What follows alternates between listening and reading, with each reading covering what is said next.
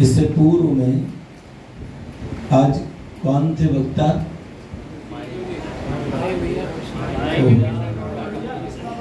श्री पद्मनाभ प्रभु प्रवक्ता वक्ता थे। पद्मनाभ नाम है श्री भाई भैया का। और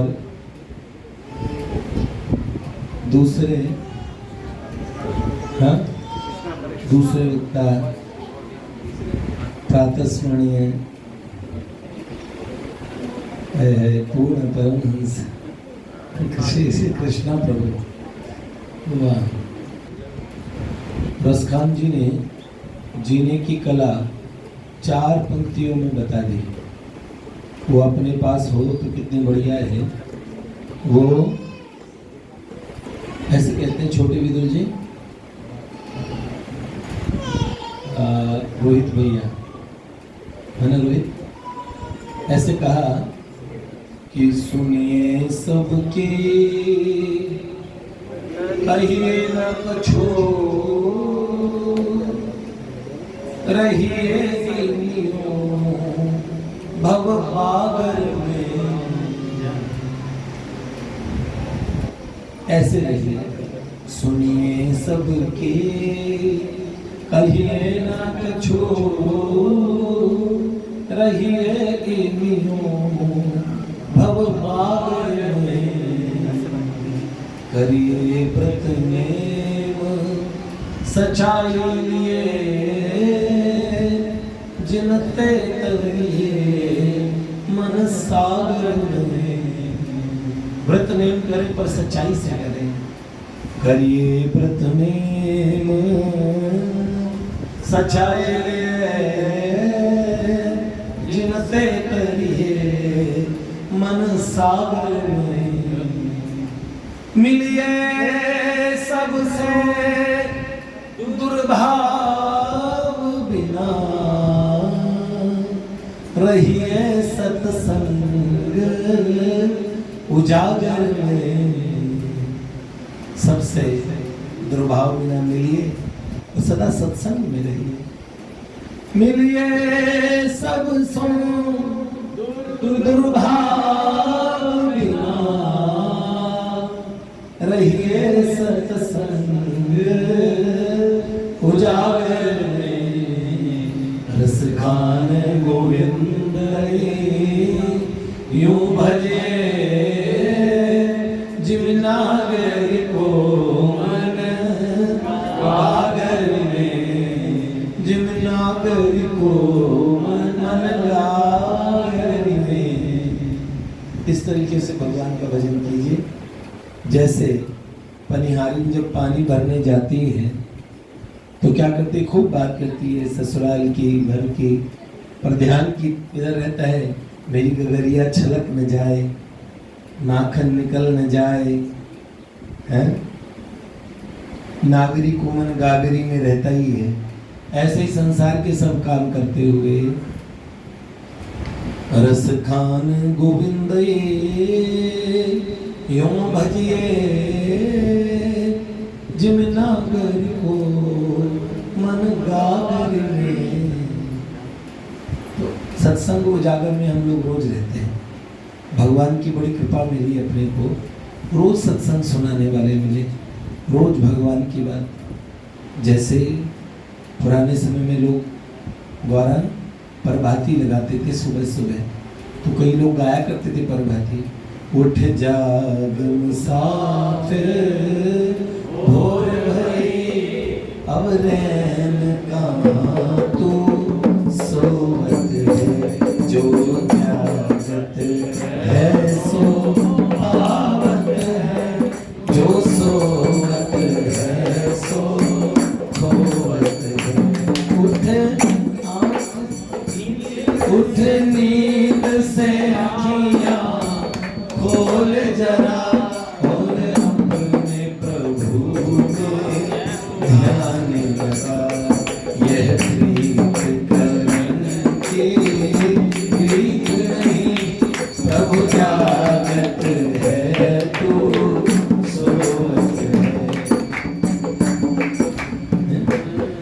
नाम भुगत करही अपनी, अरे पापी आप बेचैन कहाँ, अरे पापी आप बेचैन कहाँ।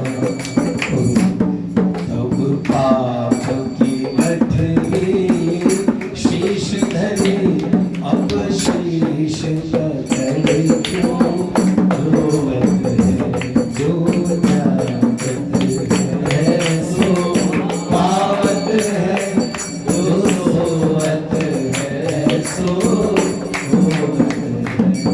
तो सुनते रहो सुनते रहो सुनते रहो। एक दिन सुन सुन के हमारे मन के अंदर में, देखो अभी सुनना सहज नहीं है बाबा, अब क से कबूतर रटना पड़ता है या सोचना पड़ता है क्षण के लिए भी। अक्षर का ज्ञान आपको जब पहली बार हुआ था 1 साल लगाया था आपने, फिर आप दूसरे में जब केजी में हुए थे ना, तो फिर एक एक दो दो शब्द वाले कर कमल कमल ऐसे पढ़ते थे। अब आपको पढ़ना पड़ता कमल, ग ओ की मात्रा ग ओ प ए ऐसे को पढ़ता, गो पेश ऐसे पढ़ लेते ना। तो अक्षरों का ज्ञान, मात्राओं का ज्ञान, ये बहुत टफ काम था, लेकिन बाद में टफ नहीं रहा, इतना अभ्यास हो गया। भगवान कहते हैं अभ्यासेन तु कौन्तेय वैराग्येन च गृह्यते। तो अभ्यास हो जाएगा, भगवान के सुंदर पथ पे चल चल के, रोज की वार्ता सुन सुन के अभ्यास हो जाएगा। फिर अभ्यास के बाद में रघुनंदन जी अपने को दिक्कत नहीं होगी भैया, है ना। आइए आपका स्वागत है बहुत बहुत, है तो फिर क्या कोई दिक्कत होगी क्या? अभ्यास हो जाए। पहले शुरुआत में कच्चापन रहता है, लोग कहते हैं एक साधन को भी दीर्घ समय तक करिए तो वो साधन सिद्ध होता है। बाबा वजन की 12 साल में एक साधन सिद्ध हो जाता है, 12 साल। और 12 साल सुने अनवरत, 12 साल अगर सोनी सेवा करते हो अनवरत, 12 साल अगर कोई मंत्र जपा तो अनवरत, 12 साल कोई पाठ किया तो फिर एक दिन के बुखार की भी छूट नहीं है, वो पाठ आपका होना चाहिए, फिर वो सिद्ध हो जाता है, सिद्ध होता ही है। आप अपने जीवन में करके देखेंगे ना, 12 वर्ष का जिसका नियम सिद्ध जाता है। असल में क्या कहते हैं, 12 साल का एक युग कहते हैं, 12 साल का एक युग बोला जाता है। मनुष्य जीवन का युग है, वो सतयुग त्रेता द्वापर कलयुग नहीं है, ठीक है, समझ में आए ना, ठीक है, सबको समझ में आएगी। सतयुग शिशु अवस्था होती है, त्रेता क्या होती है, बाल्य अवस्था होती है, बाल्यकाल, जवानी द्वापर होती है, और बुढ़ापा कलयुग होता है।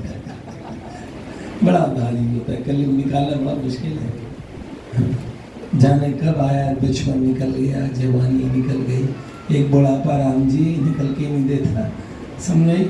तो इसका मतलब आप समझ लीजिए, व्यक्ति के जीवन में कई युग आते हैं, ठीक है, 12-12 साल के। तो अगर एक युग तक वो आराधना करता है तो वो सिद्ध हो जाती है, 12 वर्ष का आंकड़ा है, ठीक है। तो बहुत अच्छे से अगर श्रवण करते चले ना, तो श्रवण फलीभूत होने लगता है। अगर मान लो कोई व्यक्ति कोई पाठ करता है बोल बोल के, तो वो पाठ फलीभूत होने लगता है। किसी भी एक पाठ को अपने जीवन में जरूर रखना चाहिए, किसी भी एक नियम को जीवन में जरूर रखना चाहिए। भैया मैंने हनुमान चालीसा करते हुए मुझे 60 साल हो गए, तो याद रखना ये चालीसा एक समय ऐसा काम आएगा जब बहुत संकट में फंस जाओगे, जब कुछ समझ ना आए, कोई मंत्र मत बोलो, वो बोलो जो आपने बरसों से किया है, या फिर जिस इष्ट पे आपका विश्वास हो ना। देखो भगवान तो सदा सर्वदा हमारे हृदय में रहते हैं, लेकिन मैं आपको क्या कहूँ, जीवन में जब जब मन कभी आशंकाओं से, संकटों से, और जब ऐसा लगा कि हम संकटग्रस्त हैं, तो सीधा मुझे जो स्मरण आता है वो आदिशक्ति भगवती का आता है। मैंने कभी माधव जी को संकट में, दुख में स्मरण नहीं किया, उनको स्मरण करते हैं उन्हें प्रेम करने के लिए, उन्हें याद करने के लिए, वो प्यार के लिए है। पर मैं माजी से क्षधा तुषारता जन्म स्मरंती आपत्सुमग्नम स्मरणम त्वदीयम करोमि दुर्गे करुणानवेशी। या फिर मेरे भैया को बुलाता हूँ, कौन, मेरे बड़े भैया गणेश जी, उनका एक स्तोत्र है संकट नाशन गणेश स्तोत्रम, जिसकी बुद्धि थोड़ी खोपड़ी कम है, वो किसी भी बुधवार के दिन 8 ब्राह्मणों को अपने हाथ से लिख के छोटा सा स्तोत्र दान कर दे।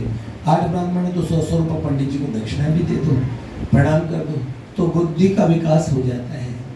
तस्य विद्या भवित सर्वा गणेशस्य प्रसादतः। तो वो संकट नाशन गणेश स्तोत्र है। और उसके भैया जी, और उसके वक्ता कौन है? पूज्य पाद स्मरणीय अनंत शिवभूषित हमारे पूज्य गुरुदेव देवर्षि नारद जी। श्री नारद उवाच से प्रारंभ होता है प्रणम्य शिरसा देवम गौरी पुत्रम विनायकम। कोई भी स्तोत्र षड्भिर्मा से फलम लभेत, 6 महीने करो, सिद्ध कर लो, इसे सिद्ध हो जाएगा। किसी को राम रक्षा कवच सिद्ध कर लेना चाहिए, राम जी का इष्ट है। तो जब बहुत संकट में पड़ जाओ तो बोलो तेजी से भरजनम भव बीजाना मर्जनम सख संपदांतर्जनम नियम दूताना राम रामीति गर्जनम रामो राजमणि सदा विजयते रामम रमेशम भजे रामेणा भेदा निशाचर चंद्र रामाय तस्मै। और जब कुछ न समझ में आए, अलग अलग अपने इष्ट जिनके हैं सो तो बोले, लेकिन अगर कोई प्रभु के प्यारे प्रिया प्रियतम के कोई ऐसे लाडले हैं तो वो फिर क्या बोलेंगे? तुम बिन मोरी कौन खबर ले, श्री गोवर्धन गिरधारी, गोवर्धन गिरधारी, तुम बिन मोरी कौन खबर ले, श्री गोवर्धन गिरधारी, गोवर्धन गिरधारी।